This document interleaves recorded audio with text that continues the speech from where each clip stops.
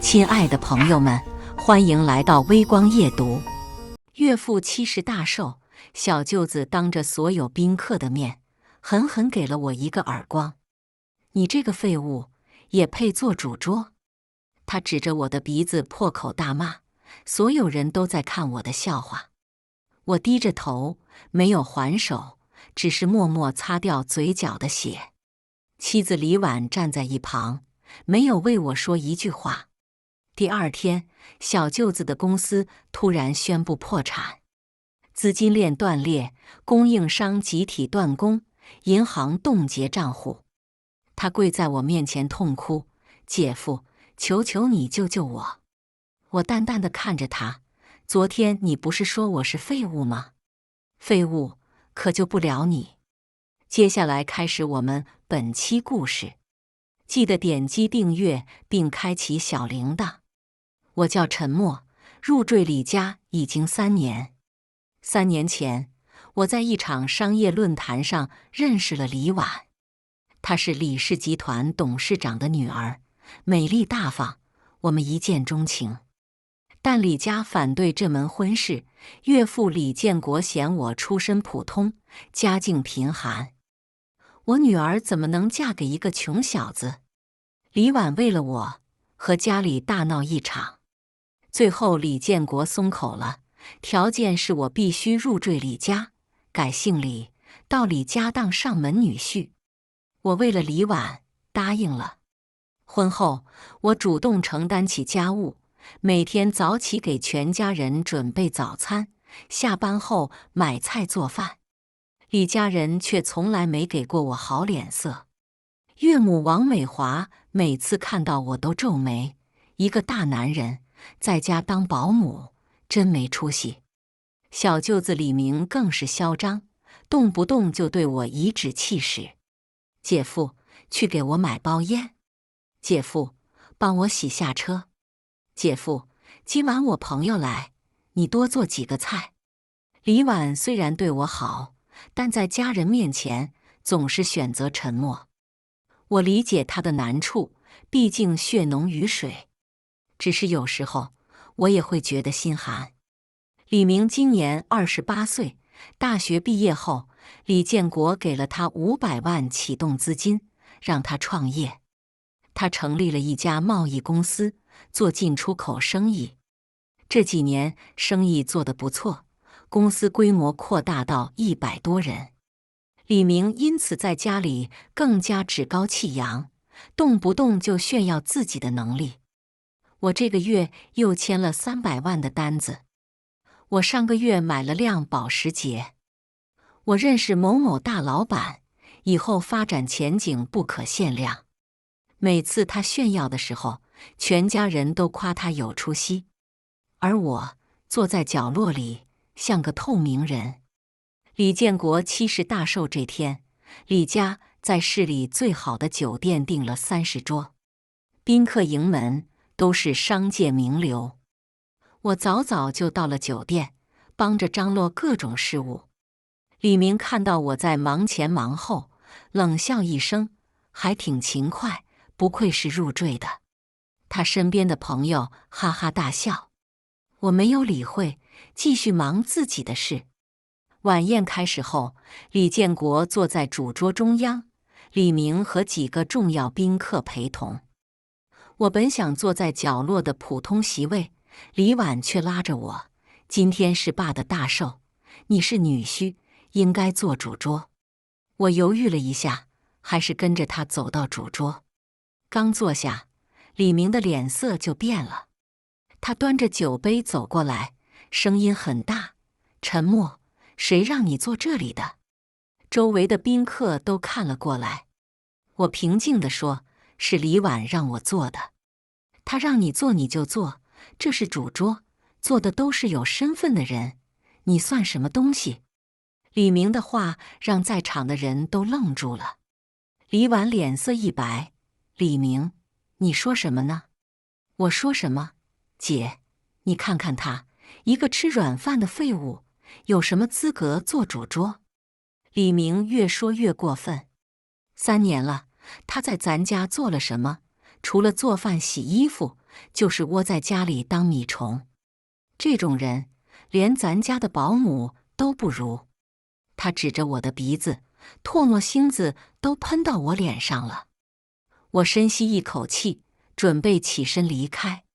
就在这时，李明突然一巴掌扇在我脸上，啪！响亮的耳光声让整个宴会厅都安静了。我的脸被打歪了，嘴角渗出血丝。所有宾客都在看我，有人窃窃私语，有人幸灾乐祸。李建国坐在那里，一言不发。王美华甚至点头，明说的对，主桌确实不适合他坐。李婉张了张嘴，最终还是低下头，没有说话。我感觉到前所未有的屈辱，但我没有还手，只是默默擦掉嘴角的血，然后转身离开了宴会厅。走出酒店，夜风吹在脸上，火辣辣的疼。我掏出手机，拨通了一个号码。周秘书，是我。电话那头传来恭敬的声音：陈总，您有什么吩咐？明天开始停止对远东贸易的所有业务往来，通知我们的合作银行，冻结他们的贷款额度。另外，联系我们控股的3家供应商，立即停止给远东贸易供货。是，陈总。挂掉电话，我深深吸了口气。3年了，3年来，我一直隐藏着自己的身份，没有人知道我就是鼎盛集团的董事长陈默。鼎盛集团资产超过200亿，在行业内举足轻重。而李明的远东贸易这几年之所以能快速发展，全因为我暗中相助。他的主要供应商都是鼎盛集团控股或参股的公司。他的银行贷款是我打招呼批下来的。他签的那些大单子，背后都有鼎盛集团的影子。我本想慢慢告诉李家真相，让他们知道我不是废物。但今天这一巴掌让我彻底心寒了。既然他们把我当废物，那我就让他们看看废物的能量有多大。第二天一早，李明的电话就炸了。李总，不好意思，我们公司决定终止与贵司的合作。李总，上级通知，贵司的供货暂时停止。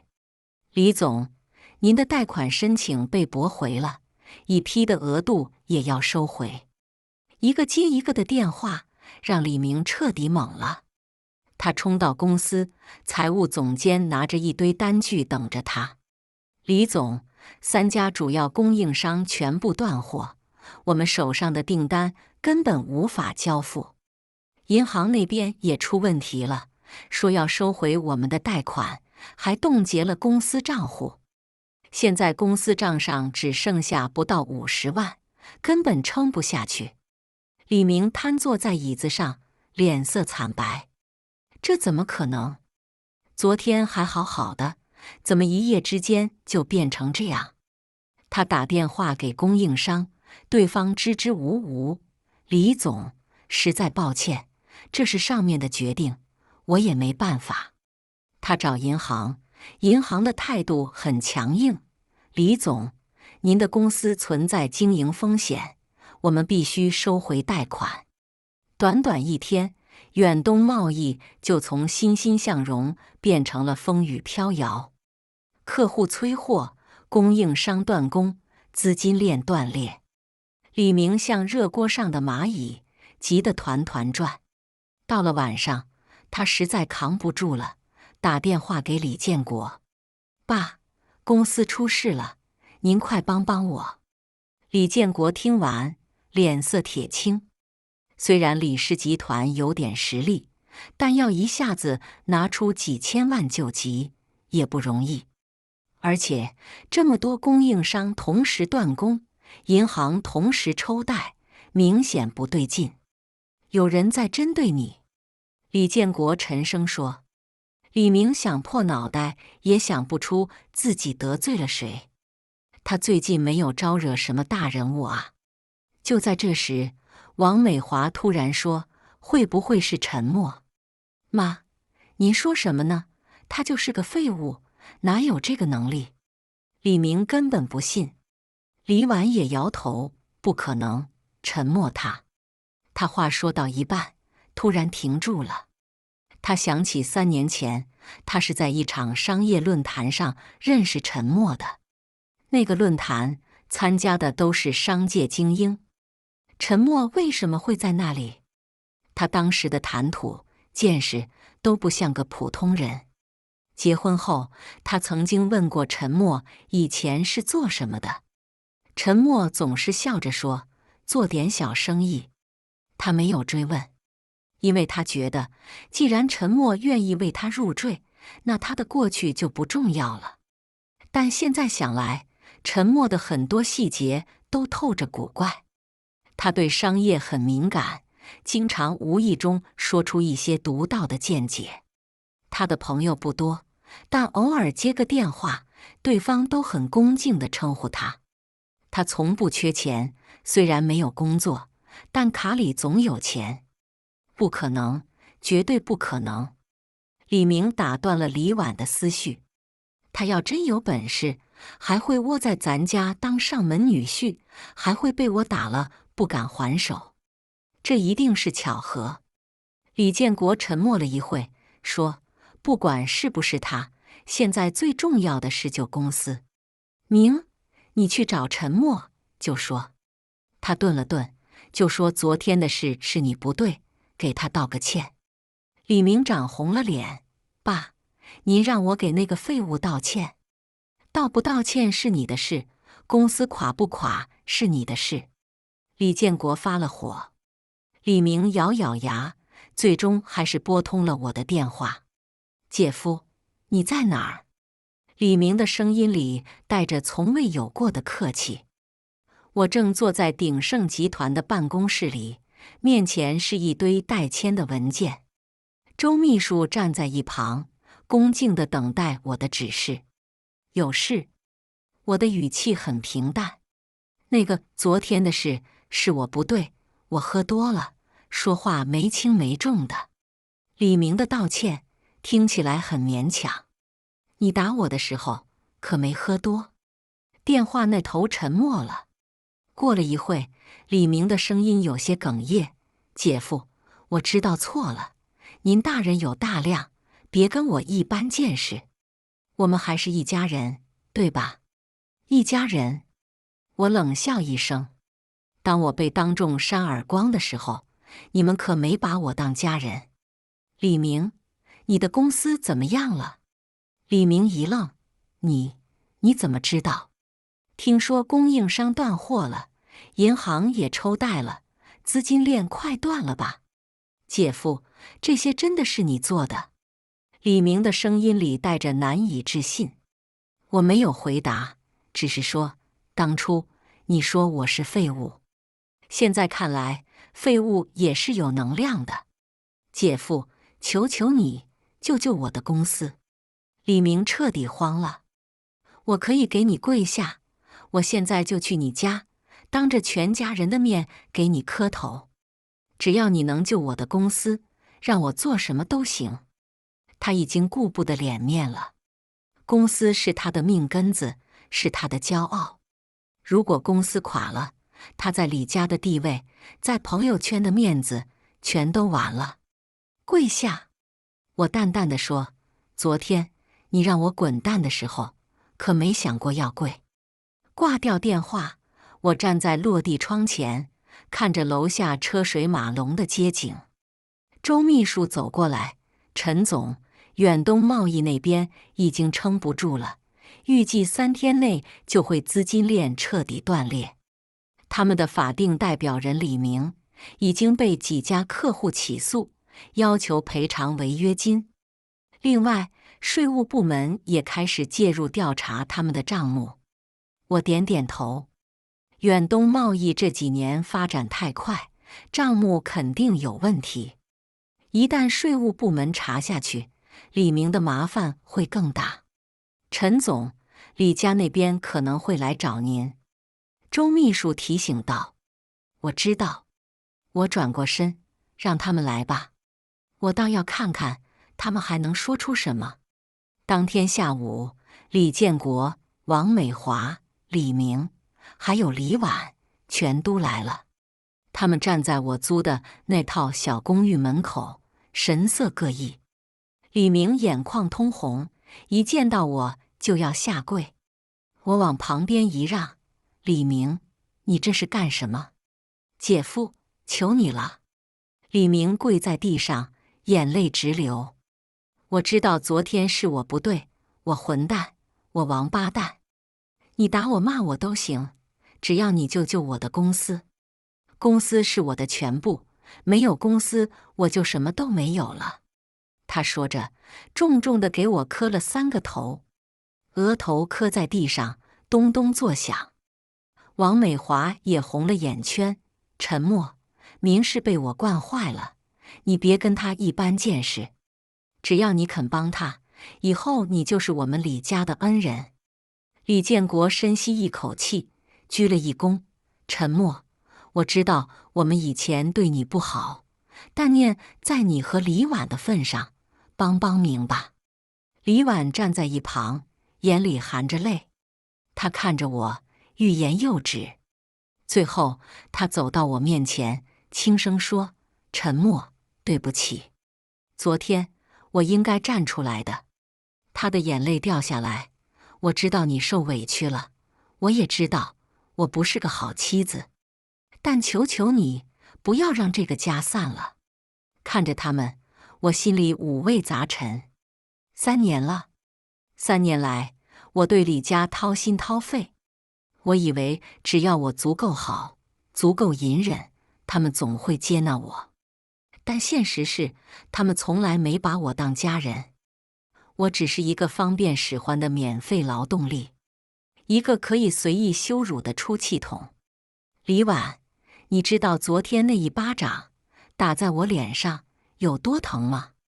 我看着他，更疼的是，我被打的时候，你没有说一句话，全家人都在看我的笑话，而你选择了沉默。李婉哭出声来：“对不起，对不起。”对不起有用吗？我苦笑。你们现在来求我，是因为出事了，是因为需要我。如果不是公司要倒闭，你们还会这么客气地跟我说话吗？还会给我下跪，给我道歉吗？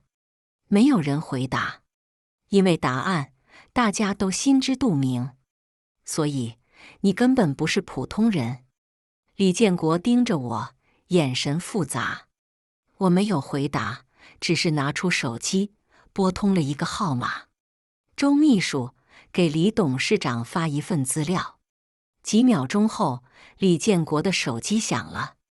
他打开邮件，脸色瞬间变得惨白。那是鼎盛集团的简介，以及我的身份证明。鼎盛集团董事长沉默。李建国喃喃自语：“这不可能。鼎盛集团资产200多亿，你怎么可能？”王美华抢过手机看了一眼，当场坐到地上。李明傻眼了：“姐夫，你是鼎盛集团的老板，准确地说是创始人兼董事长。”我平静地说：“鼎盛集团旗下32家子公司，遍布全国20个省份。而远东贸易的3家主要供应商都是鼎盛集团控股的。你的银行贷款也是我打招呼批的。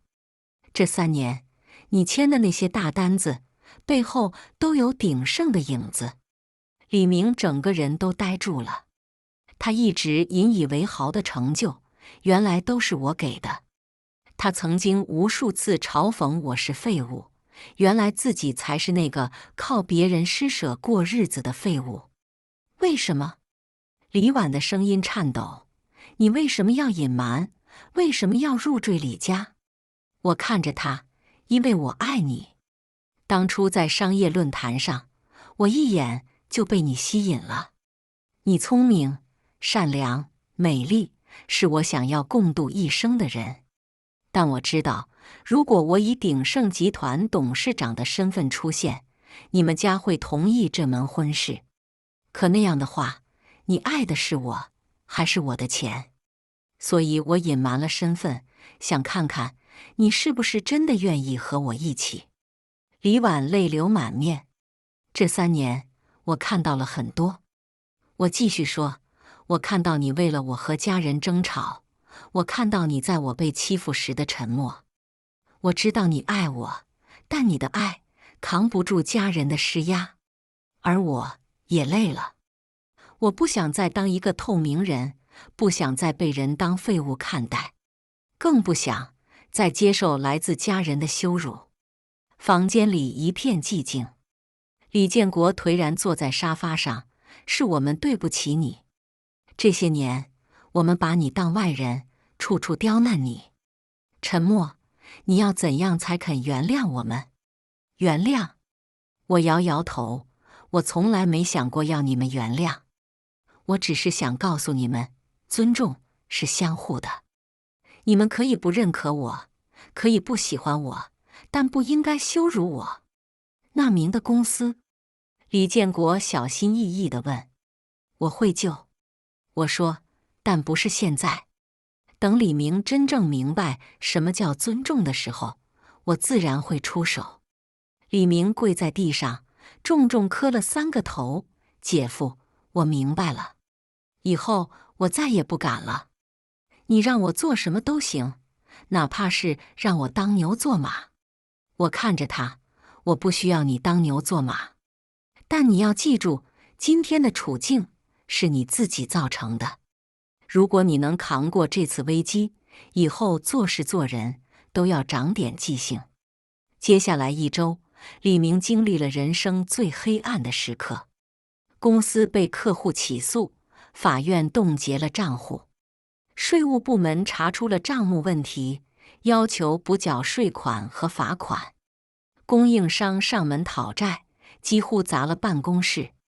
李明每天都在跑法院，跑税务局，跑银行。他一夜之间瘦了10几斤，整个人憔悴不堪。李家为了救他，动用了所有关系，拿出了几乎全部积蓄，但杯水车薪，根本填不上窟窿。就在远东贸易即将宣布破产的前一天，我让周秘书出面了。鼎盛集团突然宣布收购远东贸易80%的股权，并注资5000万，所有的债务由鼎盛集团承担，所有的供应商恢复供货，银行那边也解冻了账户，远东贸易起死回生了。李明来见我的时候，整个人都变了，以前的傲气没了，眼神里多了敬畏和感激。姐夫，谢谢你。他说话的时候，眼眶是红的。不用谢我。我说，公司我收购了80%，你还有20%的股份。但从今天起，你不再是老板，只是一个普通员工。鼎盛集团会派人来管理公司，你好好跟着学。什么时候学会了怎么做人做事，什么时候再来谈其他的。李明点头如捣蒜，我听您的，我一定好好干。处理完李明的事，我回到了李家。李婉一个人坐在客厅里，看到我进来，眼神复杂。你还会回来？他轻声问。我来拿东西。我说，还有，和你谈谈我们的事。李婉的身体一僵。我坐到他对面。李婉，这3年我很幸福，也很痛苦。幸福的是我娶到了你，痛苦的是我发现你不够爱我，或者说你爱我，但还不够爱到可以无视家人的反对。李婉泪流满面。对不起。你不用说对不起。我说，这是你的选择，我理解，但我也有我的选择。我选择离开这个家。什么？李婉猛地站起来。沉默。你要和我离婚？不是离婚。我摇摇头，只是分居一段时间。我需要冷静冷静，你也是。等我们都想清楚了，再谈以后的事。说完，我拿起早已收拾好的行李，转身离开。李婉追到门口，沉默。我停下脚步，没有回头。你还爱我吗？他哽咽着问。我沉默了很久，才说：爱。但爱不能解决所有问题。离开李家后，我搬回了自己的别墅。那是一栋在郊区的独栋别墅，是我5年前买下的。李婉从来不知道我有这个地方。鼎盛集团的事务很多，我每天都很忙。但不管多忙，每天晚上我都会想起李婉，想起她的笑容，想起她说爱我的样子，也想起她在我被打时的沉默。周秘书报告说，李婉最近也很不好，她每天都去远东贸易看李明工作，也会到我们以前常去的地方坐坐，一个人发呆。陈总，李太太很想您。周秘书说，她来过公司好几次，想见您，但都被拦在了楼下。我叹了口气，不是我狠心不见她，而是我需要时间想清楚这段婚姻的未来。1个月后，李建国打来电话。沉默，能见个面吗？他的语气很恭敬，完全没有了以前的傲气。我们在一家茶楼见面。李建国看起来苍老了许多，头发白了一大片。沉默，我知道你在等我们的态度。他开门见山，这段时间我想了很多。是我们对不起你，是我这个当岳父的没有尽到责任。我不求你原谅我们，只希望你能给李婉一个机会。他真的很爱你，这段时间他每天都以泪洗面。你不知道，他为了你和我们闹了多少次。李建国说着，眼眶红了。当初他为了嫁给你，差点和我们断绝关系。这些年，他一直想让我们接纳你，可我们爱。他叹了口气，都是我的错，我太势利，太自以为是了。现在我明白了，一个人的价值不在于他有多少钱，有什么身份，而在于他的人品，他的担当。沉默，你是个好孩子，是我有眼无珠。听着李建国的话，我心里也不好受。李董，这些话您不用跟我说。我说，我和李婉的事，我们会自己处理。至于您和伯母，我从来没有怪过你们。每个父母都希望女儿嫁得好，这是人之常情。只是希望以后不要再用身份地位来衡量一个人。李建国连连点头，我明白，我都明白了。沉默，李婉在家等你，今晚一起回来吃顿饭吧。我犹豫了一下，最终还是点了头。晚上，我回到了李家，这个我离开了1个多月的地方。李婉听到开门声，冲了出来。看到我，她的眼泪一下子就掉下来了。沉默，她扑到我怀里，哭得像个孩子。我抱着她，拍着她的背。对不起，对不起。她不停地说。我应该站出来的，我应该保护你的。我是个失败的妻子，我不配你对我这么好。我擦掉她的眼泪，傻瓜，别哭了。我没有怪你。我只是需要一点时间。王美华端着菜从厨房出来，看到我们，眼眶也红了。沉默，回来啦。她放下菜，走过来，对不起啊，孩子，是妈以前太糊涂了。以后你就是我们李家的顶梁柱，谁敢欺负你，我第一个不答应。李明也在，他站起来，郑重地给我鞠了一躬。姐夫，谢谢你。他说，这段时间我想了很多。以前是我太混蛋，太自以为是了。我以为自己很厉害，原来都是你在背后支持。我现在才明白，做人要懂得感恩，要懂得尊重。以后我一定好好工作，好好做人。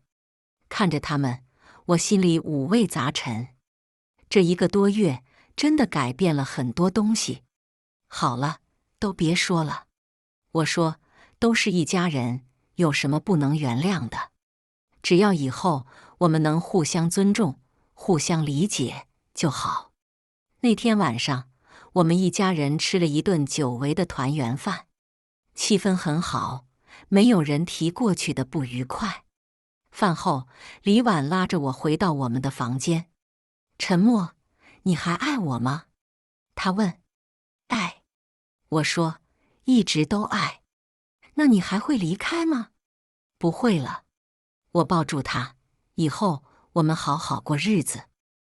我会向家里公开我的身份，不会再隐瞒。但我们的生活方式可以维持现状。我还是会做饭，会做家务，因为我喜欢这样的生活。李婉紧紧抱着我，只要你在，怎样都好。第2天，我在李家开了个家庭会议，正式向所有人公开了我的身份和身家。李建国夫妇震惊之余，更多的是愧疚。沉默，这些年真是委屈你了。李建国说。我摇摇头，都过去了。不过，我有个要求。你说，什么要求我们都答应。以后请叫我沉默，不要叫我陈默里。我可以住在李家，但我姓陈，不姓李。李建国愣了一下，随即点头。好，你姓陈，你永远姓陈。你是我李建国的女婿，是顶天立地的男子汉。李明也站起来，姐夫，以后我跟您好好学，您就是我的榜样。半年后，李明在鼎盛集团的培养下脱胎换骨，他不再是以前那个嚣张跋扈的富二代，而是成长为一个沉稳干练的职业经理人。远东贸易在鼎盛集团的支持下，业务蒸蒸日上，规模扩大了3倍。李建国也把李氏集团的部分业务和鼎盛集团进行了合作，2家公司强强联手，在行业内的地位更上一层楼。至于我和李婉，我们的感情比以前更好了。经历了这次风波，我们都更珍惜彼此。李婉也改变了很多，她变得更加独立，更加坚强。她不再是那个在家人面前选择沉默的女孩，而是一个敢于为自己和丈夫发声的女性。有一天，李婉突然问我：“沉默，你后悔吗？后悔入赘李家，后悔隐瞒身份？”我搂着她笑了，不后悔。如果不是这段经历，我怎么知道你有多爱我？如果不是这段经历，我怎么能遇到真正在乎我的人？虽然过程很艰难，但结局很美好。李婉笑着哭了：“你这个傻瓜。”我才是傻瓜。我说，傻到为了你，愿意放弃一切。但我不后悔，因为你值得。窗外，夕阳西下，我们相拥而坐，看着远方的天际线。那一刻，我觉得所有的委屈，所有的苦难都值得了。因为爱可以战胜一切，因为尊重可以换来尊重，而这就是我想要的生活。感谢大家的观看。本期故事精彩吗？欢迎大家在下方评论区吐槽。如果你喜欢这类故事，记得点击订阅微光夜读，并分享给更多的人，这会对我帮助很大。再次感谢大家的观看。